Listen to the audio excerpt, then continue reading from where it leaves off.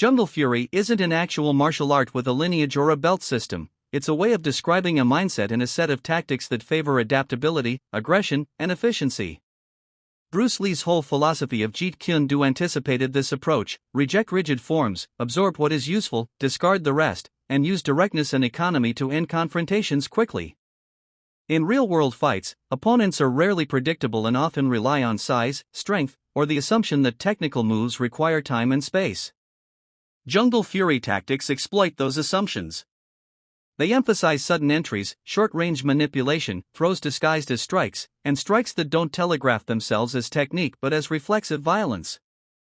These tactics are particularly effective when a smaller, technically clever fighter faces a bigger, stronger adversary because they minimize the value of raw power by collapsing distance, attacking angles, and attacking the structure of the opponent's balance.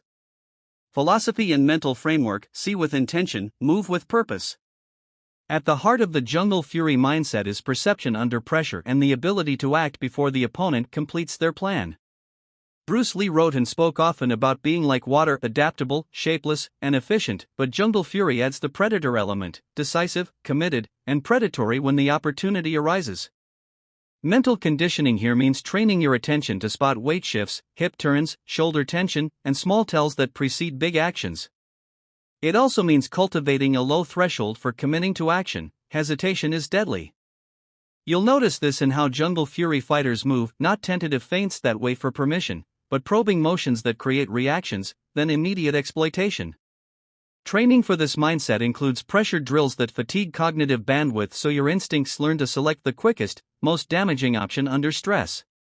The goal is to transform decision-making into conditioned reflex so that your first choice in a confrontation is the right one: fast, decisive, and oriented to ending the threat.